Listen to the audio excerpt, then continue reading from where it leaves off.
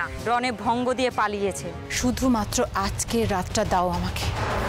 Ma'am, আপনি যেটা ভয় পেয়েছিলেন ঠিক সেটাই হয়েছে। তুমি একটা খুব সুন্দর রঙিন ফুলের বুকে অর্ডার দিয়ে দাও। ফুলের বুকে?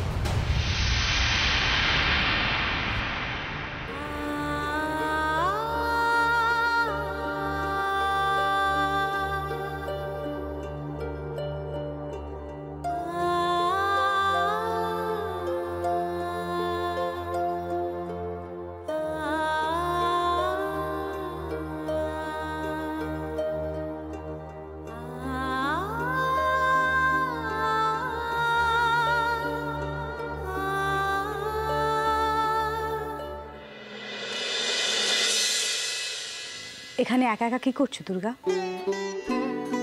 এমনি, তেমন কোনো কারণ নেই।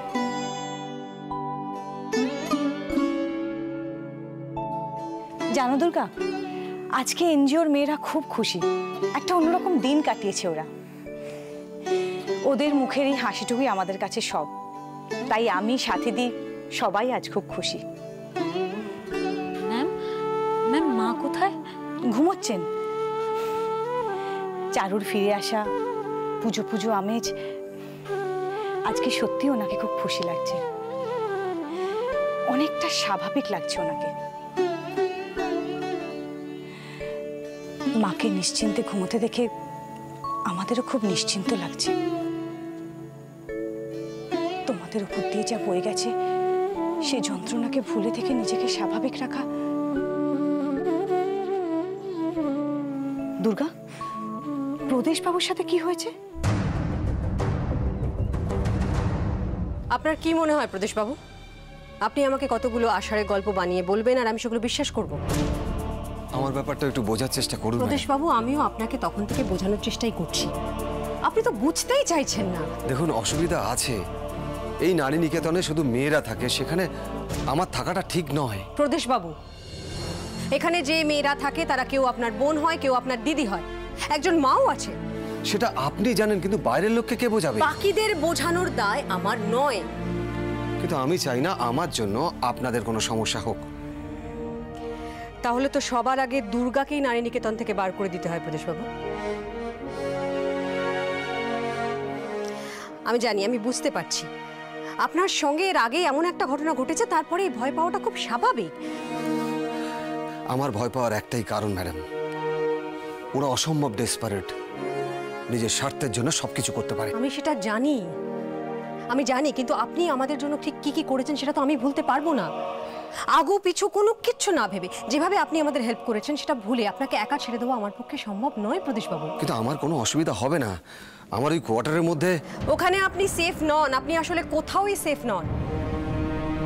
তবে হ্যাঁ, কেউ এখানে কিছু করবার আগে দুবার ভাববে। কিন্তু আপনি আমার কথাটা শুনুন, আপনি একটা কাজ করুন, আপনি এটা ভাবুন যে আমাদের সবার জন্য আপনি এখানে থাকছেন, কেমন?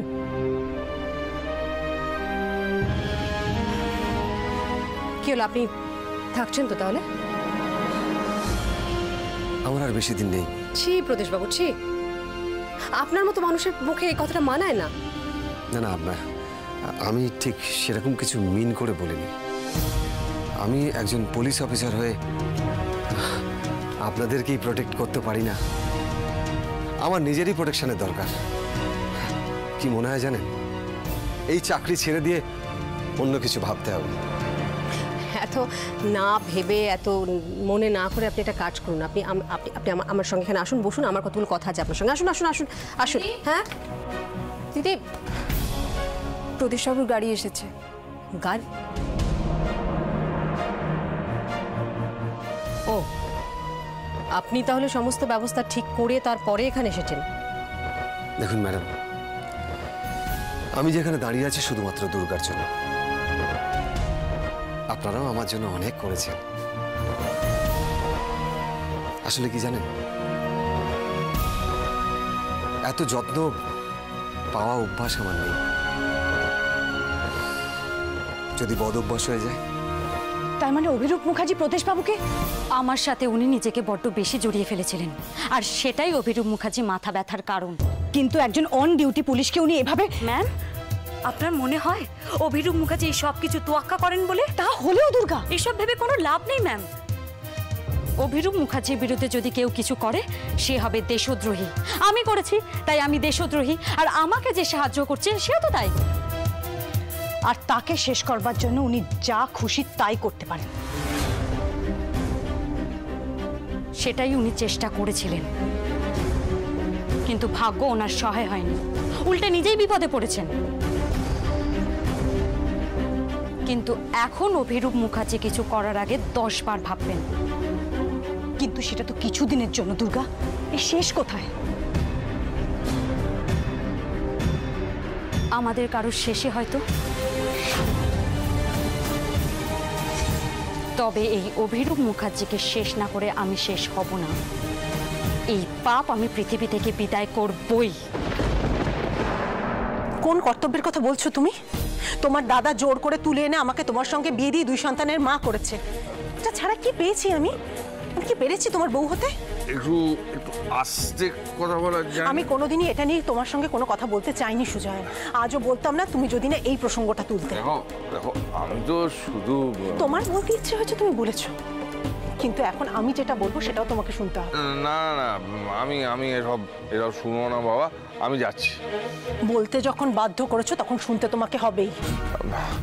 শোনা প্লিজ, ঘরে চলো, ঘরে। এই বাড়িতে ঘর বলতে আমার কিছু আছে নাকি? নেই?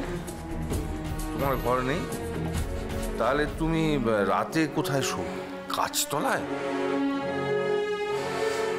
সুজয়, তুমি কিছু বোঝো না, না বোঝার ভান করে, এটা আমি সত্যিই বুঝতে পারি না, জানো তো। এই বাড়িতে যবে থেকে বিয়ে হয়ে এসেছি, কি আছে আমার একরাশ যন্ত্রণা ছাড়া? এতগুলো বছর ধরে শুধু মানিয়ে নেওয়ার চেষ্টা করেছি, কিন্তু এই বাড়ির পরিবেশে আমার দম বন্ধ হয়ে আসে। আমার মনে হয় নিজেকে শেষ করে দিই। এই কথাগুলো তো তোমাকে আগে বলনি। আগে বলে কি হতো বলো তো? তোমার দাদার কথা ছাড়া কার কথা শুনেছো তুমি? বড়দির মতো সহ্য শক্তি আমার নেই সুজা। আমি হয়তো নিজেকে অনেক আগেই শেষ করে দিতাম, শুধুমাত্র টিকে আছি নিজের মনের জোরে, আর বেঁচে আছি তোমাদের সর্বনাশ দেখবো বলে। দেখো, আমি খালি একটু তো মদ খেয়েছি। হ্যাঁ, পুজোর আগে সব তো সবাই খায়, তো তুমি এত খেরে যাচ্ছ কেন গো? হ্যাঁ, শুধু মদ? এটা কি? এটা কি? এই কেস করেছে। রং লাগলো কি করে?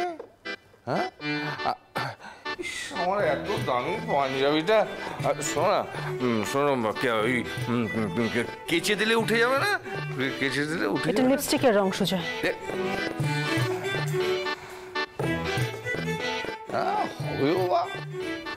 আসলে কি জানো, এখন মেয়েরা ভীষণ ডেসপারেট, আর আমাকে দেখলে পুরো ছিনে চোখের মতো ঝাঁপিয়ে পড়ে। পড়বে নাই বা কেন বলো তো? হ্যাঁ, এমন সুন্দর চেহারা কোথায় পাবে? এমন বুকের ছাতে, এমন টাইসেপ, এমন বাইসেপ। এতদিন শুধু তোমাকে করুণা হতো সুজয়, আজ ঘেন্না করছে। কি বললে? কি বললে? তোমার গা দিয়ে না কিরকম পাপের গন্ধ বেরোচ্ছে সুজয়।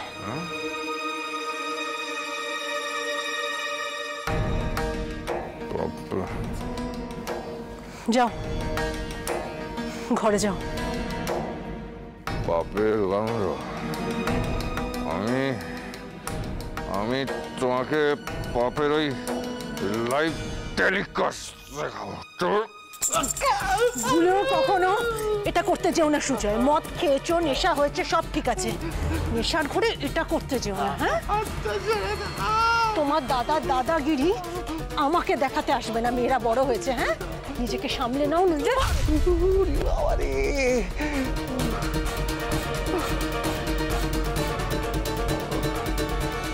প্রতিবাদ হচ্ছে? প্রতিবাদ? ওই দুর্গার হাওয়া লেগেছে, তেল বেরিয়ে যাবে। সব তেল দুদিন দুদিন ওয়েট করো, দুদিন। ওই ওই দুর্গাও না হাওয়ায় মিলিয়ে যাবে। হ্যাঁ, আমার হাতটা ভেঙে দিল রে।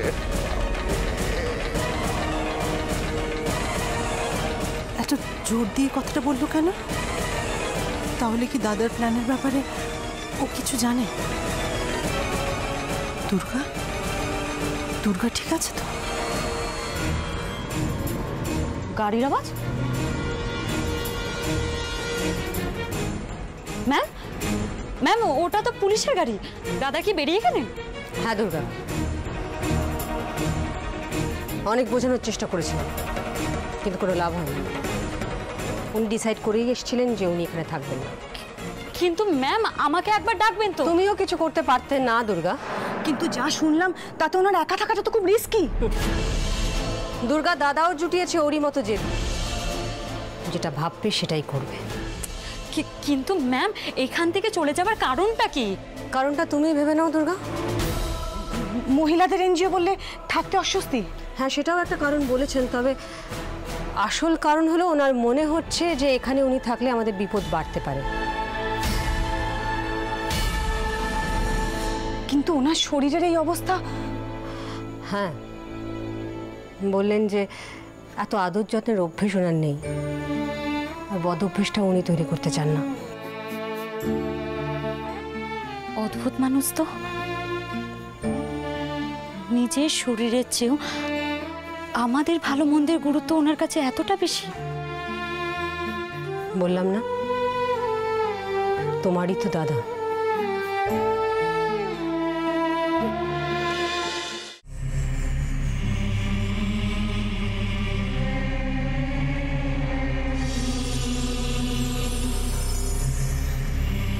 তোমাদের সাথে কি করা উচিত আমি ভেবে পাচ্ছি না। আমি ভেবে পাচ্ছি না যে দুর্গা তোমাদের বাবার সর্বনাশ করার জন্য উঠে পড়ে লেগেছে, তার সাথে গিয়ে তোমরা ঘুরি ওড়াচ্ছ। তোমার বাবা তোমাদের কাছে কেউ নয়, দুর্গা হলো কি আপনজন। তাহলে বাবা বলে ডাকো কেন আমায়? দেখো না এবার থেকে। বাবা বাবা, আমার কথাটা একবার। আবার কি কথা থাকতে পারে মিহির? কোনো কারণেই কি দুর্গার কাছে যাওয়াটা তোমাদের উচিত হয়েছে? বাবা, কারোর সাথে তোমার সম্পর্ক খারাপ বলে কি আমাদেরকেও? অনি প্লিজ, অনি তুই মাঝখানে কথা বলিস। তোমাদের কারোর কথাই আমি শুনতে চাই না মিহির, কারণ তোমরা যেটা করেছো তার কোনো অজুহাত হয় না। অজুহাত নয় বাবা, আমরা জাস্ট একটা সত্যি কথা জেনে রাখো মিহির, যাই করো না কেন, যদি ভেবে থাকো যে ওই মেয়ে শুধু আমার ক্ষতি করবে, তাহলে ভুল ভাবছো। সুযোগ পেলেও তোমাদের সবাইকে ভেঙে গুঁড়িয়ে শেষ করে দেবে। সেটা তো পাপের প্রায়শ্চিত্ত হবে বাবা, কারণ তুমি ওদের যা করেছো সেটা। কার জন্য করেছি? হ্যাঁ, কাদের জন্য করেছি? তোমাদের এই স্বাচ্ছন্দ্য, এই বিলাসিতা হচ্ছে কি করে? টাকাটা আসছে কোথা থেকে ভেবেছো? বাবা হলো তোমাদের শত্রু, আর দুর্গা তোমাদের আপনজন। হ্যাঁ, তুমি কি সত্যি আমাদের কথা ভেবে এসব করেছো? কেন আমার কথা তোমার বিশ্বাস হচ্ছে না? প্রথমত বাবা, আমাদের সচ্ছলতার জন্য অন্য কারুর ক্ষতি করাটা আমি কোনোদিনই সাপোর্ট করব না। আর দ্বিতীয়ত, তুমি যদি সত্যি আমাদের জন্য এসব কিছু করে থাকো, তাহলে আমি হাত জোর করে অনুরোধ করছি বাবা, এসব করা বন্ধ করো প্লিজ।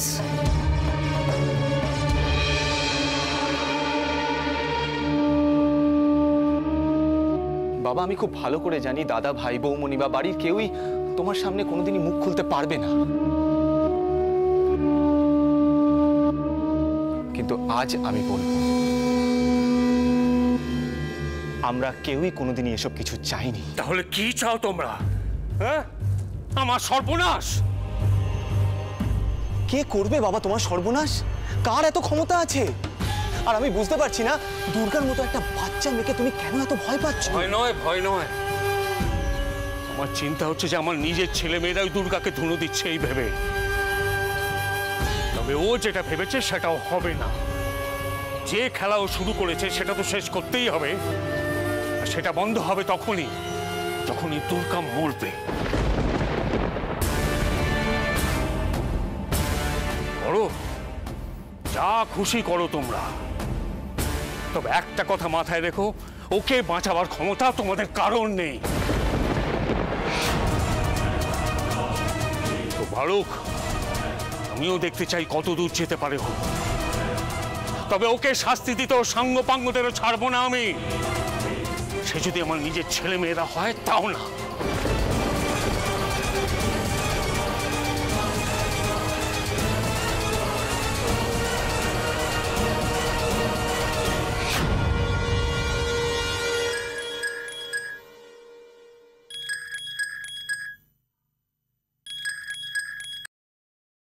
বলো, কি করছিলে? আর কি, বাড়িতে বিছানার উপর বসে খবরের কাগজ পড়ছি। গুড। তার ছুটি নিয়েছো তো? হ্যাঁ, আমার যে অবস্থা, ডিপার্টমেন্টের লোকেরাই বললো কিছুদিন বাড়িতে কাটাতে। ভাগ্যিস, না হলে এই শরীর নিয়েই তো ডিউটি যেতে। না, সেখানেও মুশকিল ছিল। তুমি আছো না, স্যাটেলাইটের মতো। ও ভালো কথা দাদা। তুমি ঠিকমতো ওষুধ খাচ্ছ তো? না, এবার থেকে না তোমাকে আমি আর বোন বলে ডাকবো না, দিদি বলবো। আসলে আমার মাও কোনোদিন এতটা শাসন করেনি। জেঠিমা যেই কাজটা করে যেতে পারেনি, এখন মনে হচ্ছে আমাকে সেই কাজটা করতে হবে। সেটা আবার কি? তোমাকে 24 ঘন্টা দেখাশোনা করার জন্য একটা লোক। মানে? দেখছি আমি, আমার চোখ কানও খোলা আছে। বৌদি হতে পারে এরকম একজন দেখলে আমি খপ করে ধরে ফেলবো। আরে বাবা, আমি এমনিতেই অসুস্থ, তারপরে এসব শুনে তো আমার হাত পা ঠান্ডা হয়ে যাচ্ছে। না না, আমি এখনই কিছু করছি না। তবে হ্যাঁ, তার আগে একটা নার্সের ব্যবস্থা করতে হবে। আরে বাবা, কিচ্ছু দরকার নেই। দাদা, আমি যখন বলেছি প্রয়োজন আছে তো আছে, ব্যাস। হ্যালো, কি হলো? তুমি চুপ করে গেলে কেন? খুব ভালো লাগলো দুর্গা। আসলে এতদিন একা থাকা এনজয় করেছি তো, কিন্তু আজ বুঝতে পেরেছি কিছু কাছের মানুষ পাশে থাকলে খুব ভালো লাগে। ভালো থাকার জন্য একটা ফ্যামিলির দরকার হয়, কিন্তু তোমরা তো আমাকে একটা পরিবার দিচ্ছ সবাই। দুর্গা, কেউ আসছে মনে হচ্ছে। আমি তোমাকে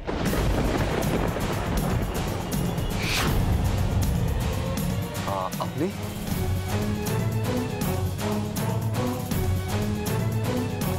ঘরে ঢুকে পড়বার পর নিশ্চয়ই বলা উচিত হবে না আসবো কিনা। কার গলা? আরাধ্যা সেন। একে একে কি করছেন? এই অবস্থায় উঠবার চেষ্টাও করবেন না।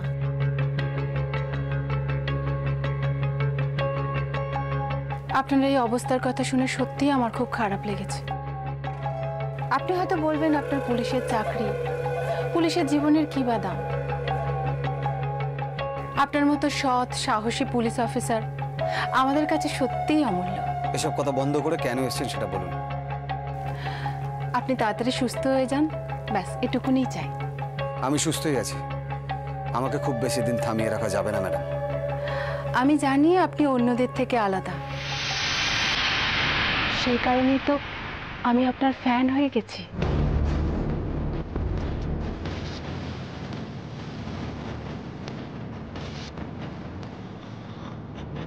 আপনি হলেন আমাদের দেশের গর্ব, একটা বড় উদাহরণ। এই দেখুন, এটা আপনার জন্য এনেছিলাম।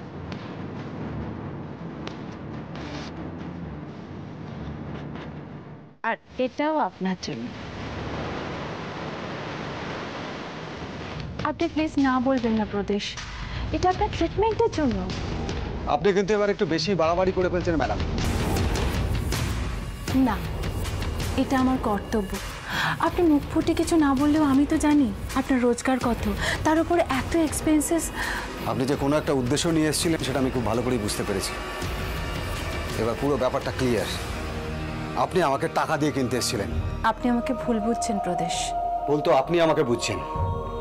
আমার কাছে কিছু না থাকতে পারে, কিন্তু আমি ভিখারি নই। আপনি কিন্তু আমায়, আপনার ঘাড়ে ওটা কি? আমি দেখি দেখি কি ওখানে কি করছেন?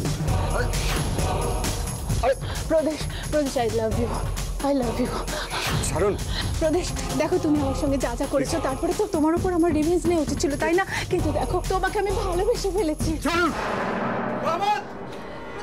প্রদেশ প্রদেশ প্রদেশ তুমি আমার কথাটা করো। ম্যাডামকে নিয়ে যান, নিয়ে গাড়িতে তুলে দিন। প্রদেশ তোমার সঙ্গে প্লিজ ম্যাম, আপনি যদি এখান থেকে না যান তাহলে আমাকে অন্য ব্যবস্থা নিতে হবে। তুমি কিন্তু ভুল করছো প্রদেশ, আমাকে তুমি get out. 1 minute.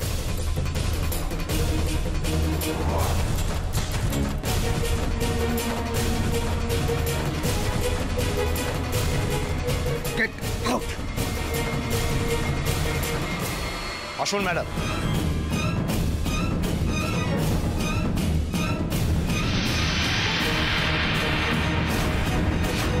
Get out তো হবে এবার তুমি মিস্টার প্রদেশ, তারপরে হবে দুর্গার ব্যবস্থা।